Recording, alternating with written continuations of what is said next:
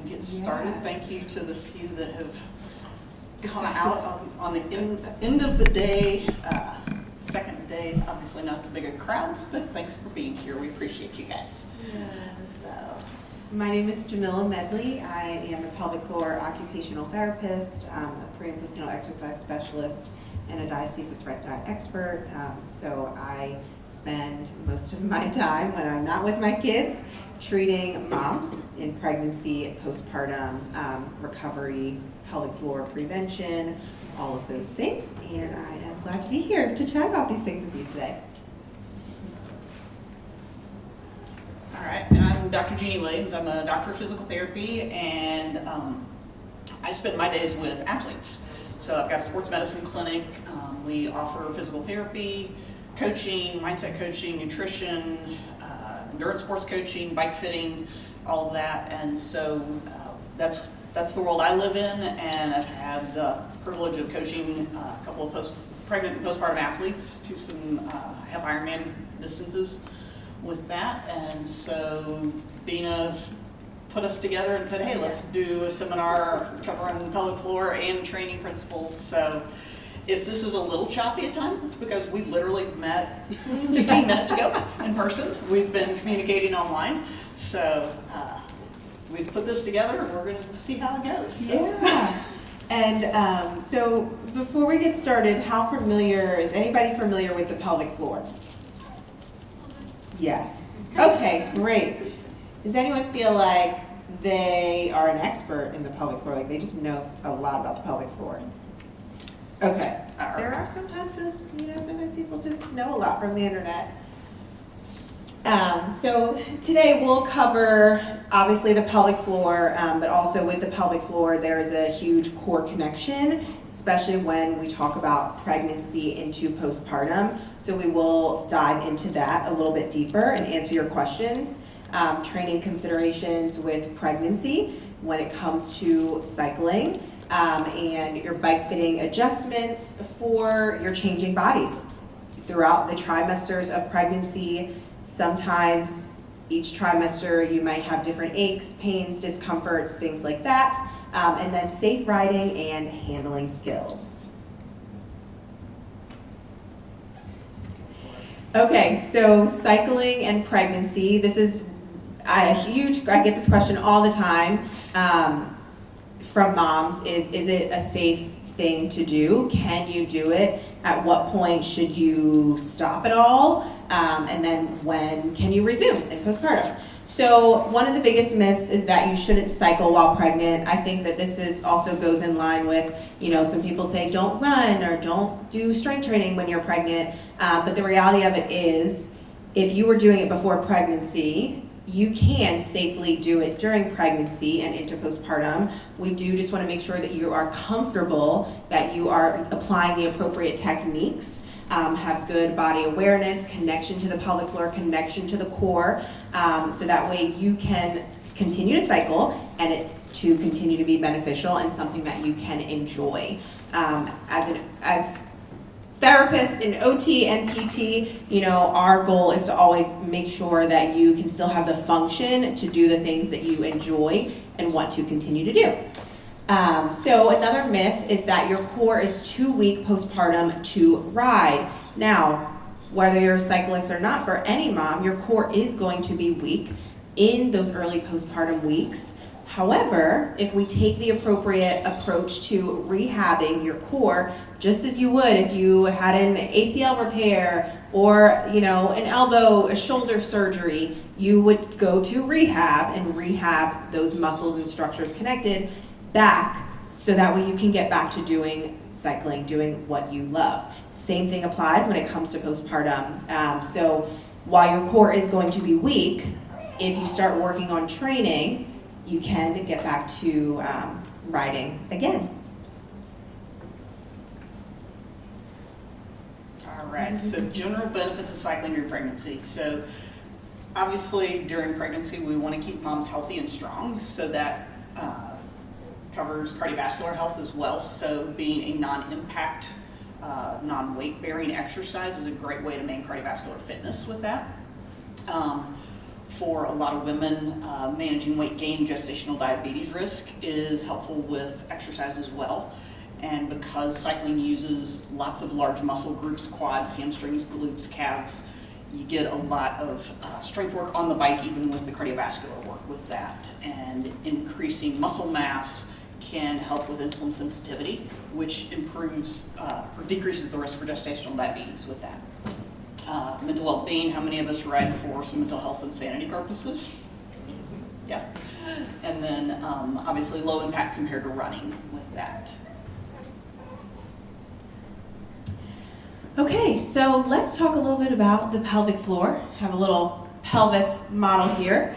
So some of you said that you are familiar with the pelvic floor itself. One of the things that I find a lot of people don't realize is that the pelvic floor is made up of multiple muscles. So all of these red muscles on the outside and on the inside are the pelvic floor muscles. When I show people that, oh, you know, in the back, those are also your pelvic floor muscles, sometimes people are confused because you think about the pelvic floor and a lot of times people think about those external vaginal muscles. However, the pelvic floor is not just this area right here, it's also all of this. All of this is the pelvic floor. So these, when we talk about your pelvic floor, this is exactly what we're talking about, all of these red muscles.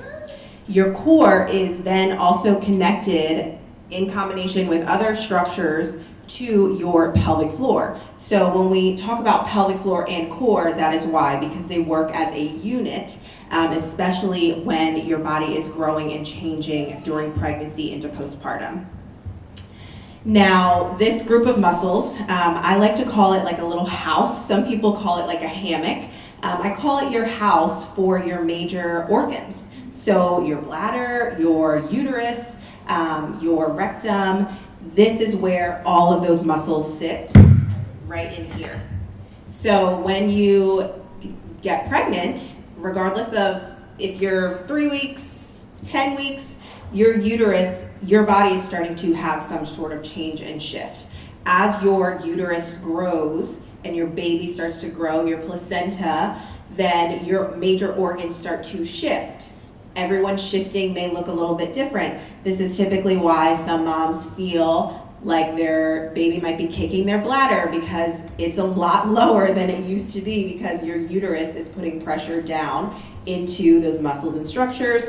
Other structures and intestines shift up as your body is changing and growing. So we get a lot of additional pressure down into these pelvic floor muscles. One of the things about these pelvic floor muscles, when your baby starts to grow and you get that pressure down, there can be tightening and increased tension and tone in the pelvic floor. A lot of times when people think about pregnancy and the pelvic floor, they think, oh, well, my pelvic floor, it must be weak, and it can only be weak during this phase. And while yes, it can create some weakness, there could have potentially been weakness before, but there also can be tightness too. And so some of those like common symptoms of pelvic floor dysfunction, like urinary leaking, vaginal heaviness, like a prolapse, pain with intercourse, things like that. Sometimes it's not just the weakness, but it could be that tension also. And so your pelvic floor plays a huge role in your stability. It's connected to your core as well, your posture and power transfer on the bike. Okay, so we'll talk about the core strength a little bit more. Why this is important. So as we talked about, your core is also connected to these pelvic floor muscles.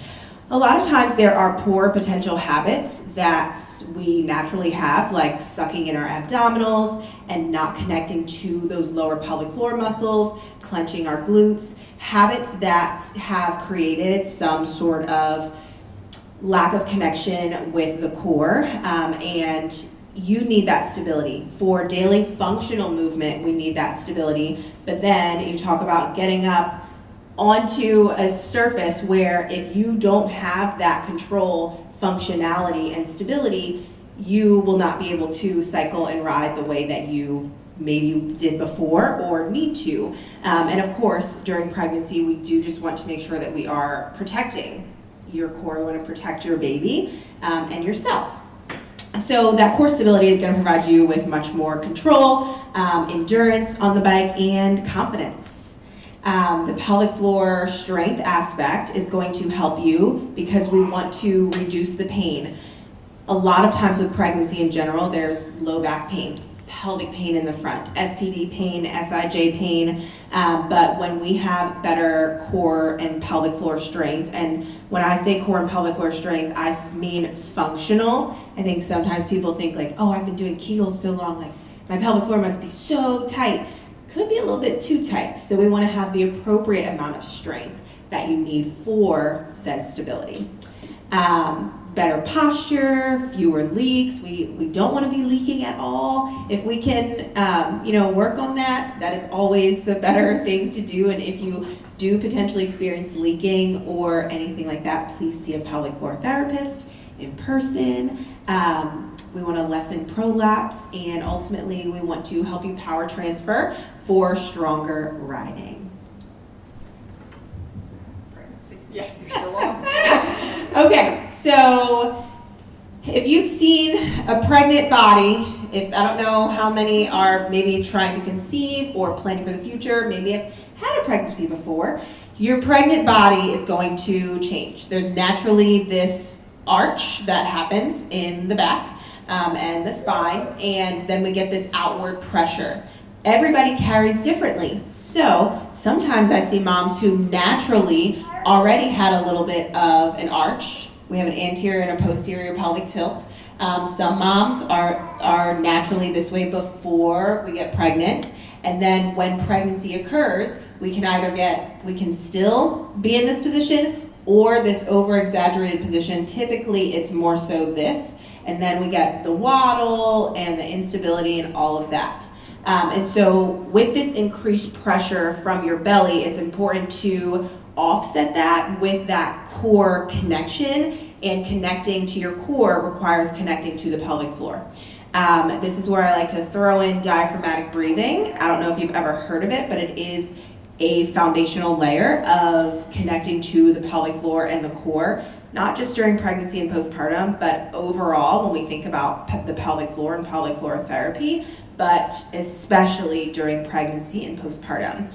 So diaphragmatic breathing is a full 360 technique that is used to lengthen all layers of the pelvic floor muscles, and then to also engage and contract all layers of the pelvic floor muscles through the deep core and all layers of the core, because your core is made up of layers. So that's something that I think is very important to consider too.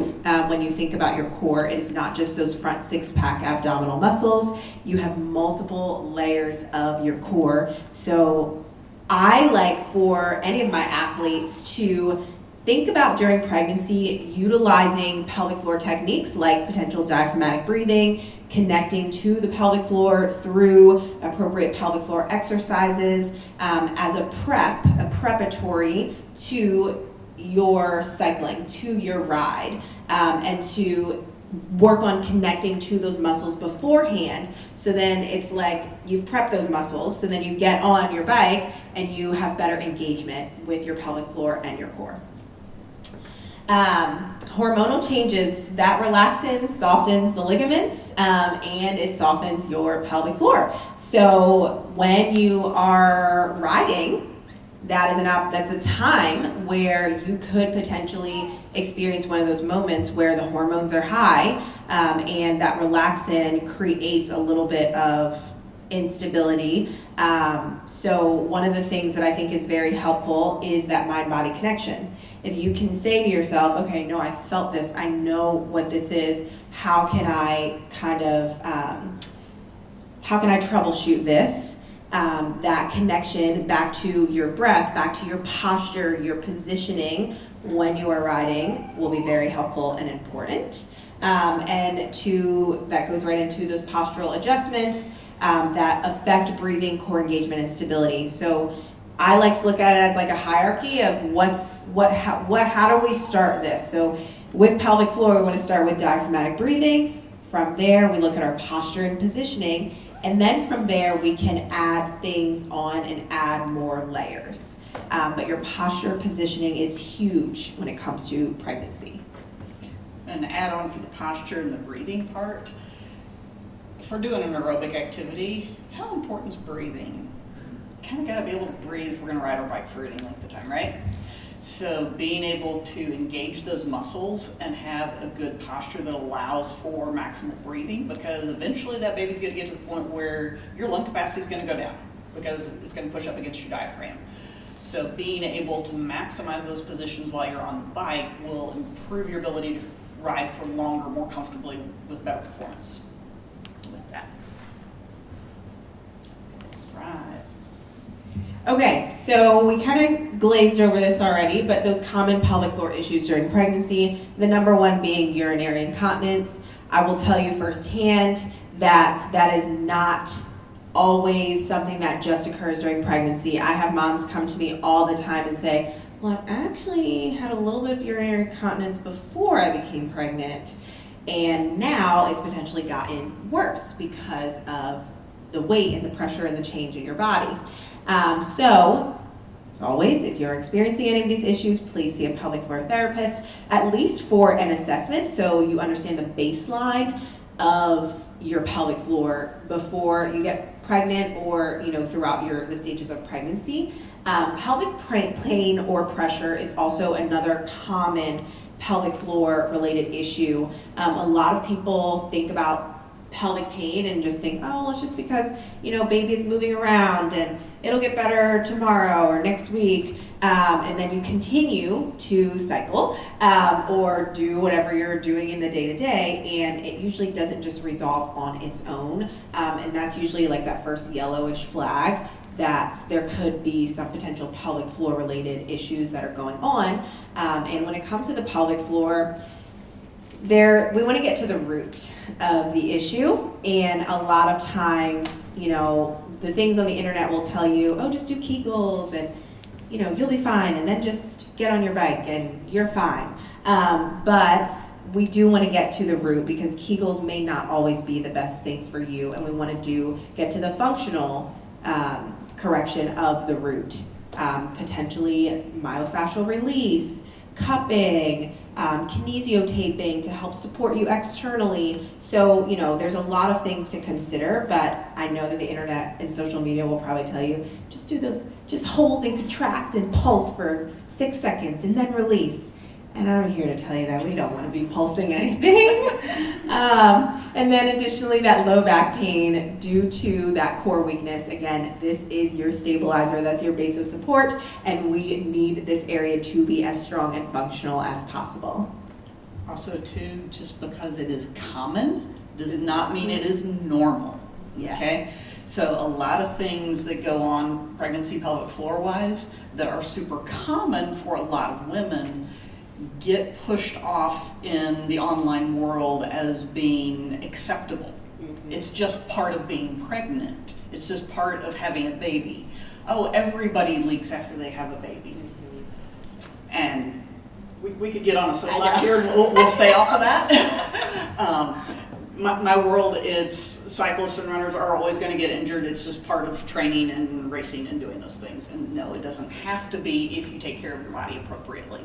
So that's what we want to talk about. Why we're doing this is to kind of dispel some of that it is super common, and we want people to know about it, but realize it's not normal, and there are things that can be done about it. Yes. And these techniques too, that we talk about can also be like a preventative. I think there's a lot of like OBs and midwives kind of miss this mark when it comes to referring out.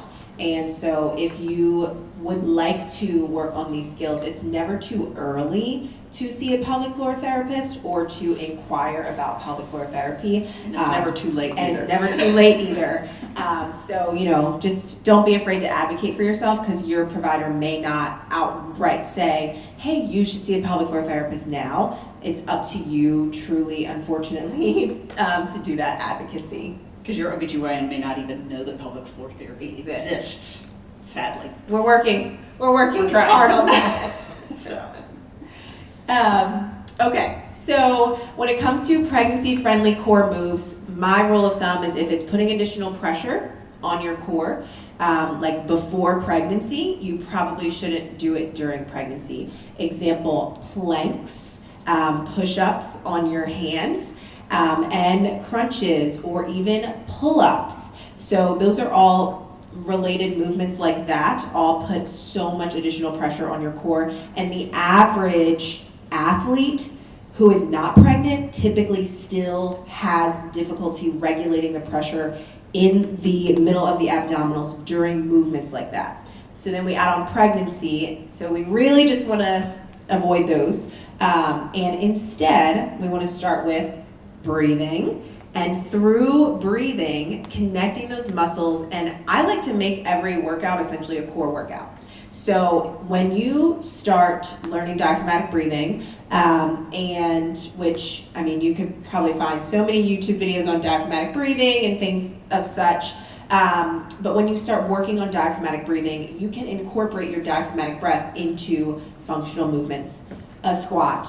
I have 3 kiddos, 4, 3, and 6 months old. Every single time I get down on the floor to pick somebody up, whether it's during pregnancy or postpartum, I'm using my diaphragmatic breath and I make it a squat. I think it's the most functional, easiest way to integrate it into your life, but those skills transfer over to when you are going to cycle. Then you are connecting to your core and your pelvic floor through that breath. So every time I go down to pick something up, I'm squatting and I'm exhaling. I like to say blow before you go. When it comes to strength training, if you're gonna pick something up, pick up that water case or whatever it is, your baby off the floor, you're gonna blow before you come up to standing. And so I think trying to integrate breath work and connection into what you already have to do is a very easy way to start connecting to the pelvic floor and the core. But we do want to just steer clear of the crunches, and even like I usually have my mom stop doing like glute bridges and things on their back when we get to that 25-ish week, around 25 weeks.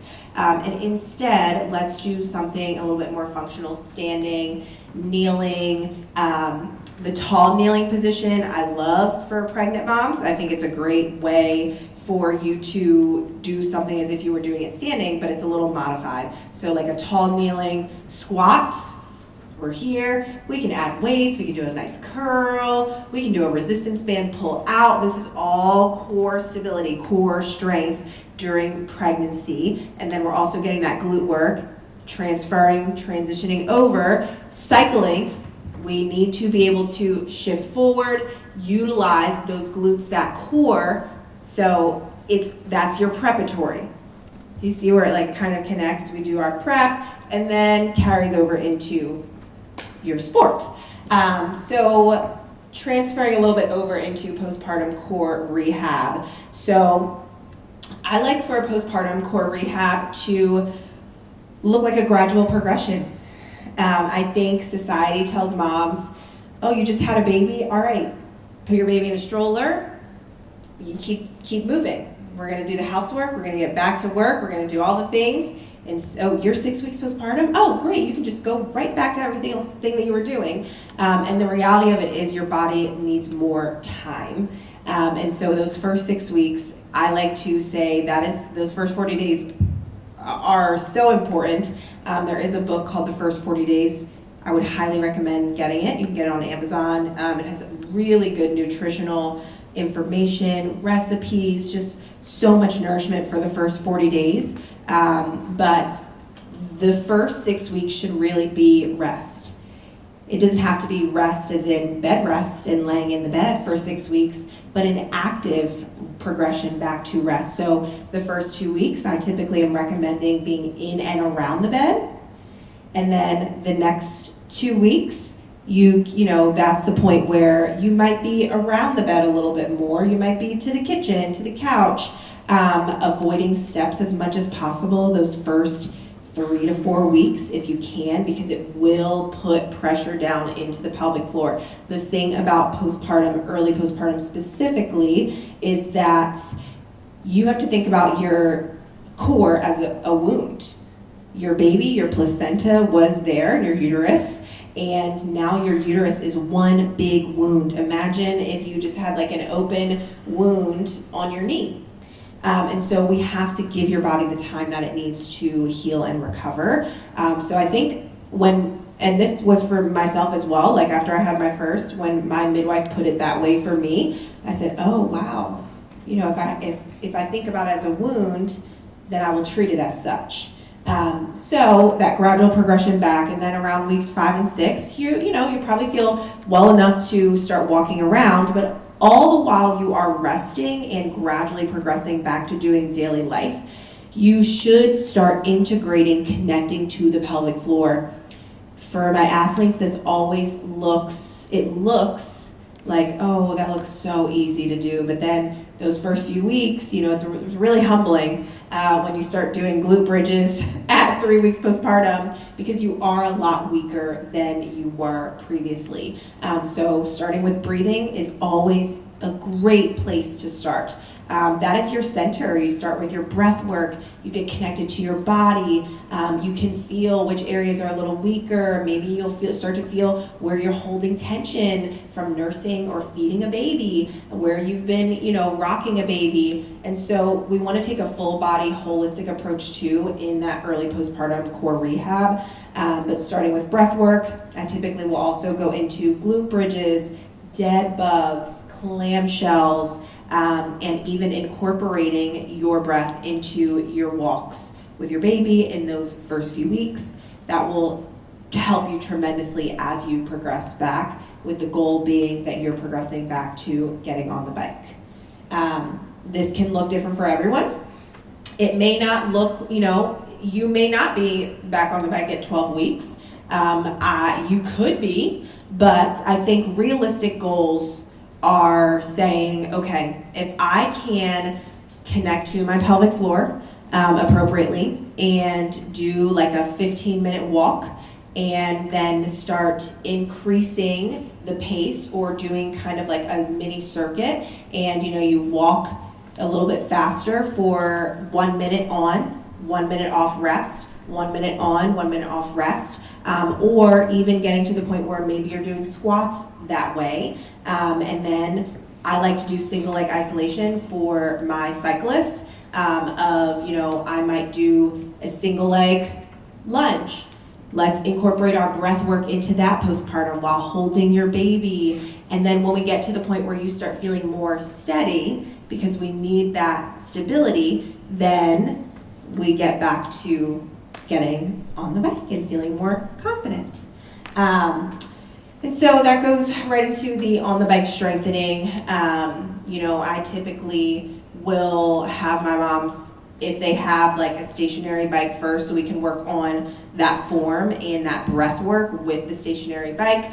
I do recommend doing so and feeling confident there. It's a little humbling, especially if you were doing so much more previously. So be very gracious with yourself in those first few months, honestly, the first year postpartum. But just because you start out slow doesn't mean that you have to continue slow. The goal, again, is for it to be gradual. Every week to 2 weeks, you should be progressing to some degree. Okay, and then we kind of covered a lot of this already. Yeah, we're not going to be doing sit-ups and crunches because of that pressure. Middle of the abdominals, diastasis recti is that abdominal separation that occurs during pregnancy. It occurs to some degree for every pregnant mom by the 3rd trimester. Now, the biggest thing about diastasis is that we want to prevent it from being worse in postpartum. When there is that increased pressure and load on the core during pregnancy, it can split those abdominals more. And what we want to happen is that those abdominals lengthen more than they split. So your baby has to make space. So something has to shift But when there's a lot of pressure and we aren't really connecting and using these muscles the way we should, sometimes those muscles can split open more than we really want them to. And that recovery in postpartum can just be a lot more challenging and just have a few more barriers and can open your body up for more pelvic floor and core related issues. So we just want to avoid all that stuff. And heavy weighted planks, no planks, honestly I just say no planks at all.